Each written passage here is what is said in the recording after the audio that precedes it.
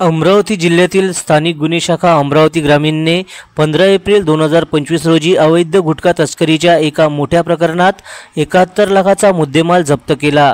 Police अधीक्षक विशाल आनंद यांच्या नेतृत्वात या कारवाईची योजना तयार करण्यात आली, ज्यामुळे गुटखा व्यापारावर प्रबळ आळा घालता आला। या प्रकरणात तिवसा पोलीस यांच्या हद्दीत पेट्रोलिंग दरम्यान पोलिसांना गोपनीय माहिती मिळाली की नागपूरकडून अमरावतीकडे एक कंटेनर गुटखा घेऊन जात आहे। स्थानिक गुन्हे शाखेच्या पथकाने तळेगाव ते तिवसा हायवेवर सापळा लावून या कंटेनरला अडवले।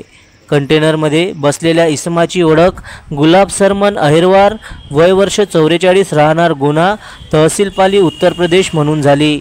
पोलिसांनी कंटेनरची झडती घेतल्यावर 100 पोते बहार सुगंधित पान मसाला आणि 36,60,000 रुपयांचा BHR सुगंधित तंबाखू मिळाला। अहिरवारने सांगितले की हा माल दिल्लीहून आणला गेला होता आणि अकोलाकडे पाठविला जात होता। पोलिसांनी अहिरवारवर भारतीय दंडसंहिता अंतर्गत विविध कलमानुसार गुन्हा दाखल केला असून पुढील तपास तिवसा पोलीस करीत आहे। जनसमर्थन न्यूज, तिवसा, जिल्हा अमरावती।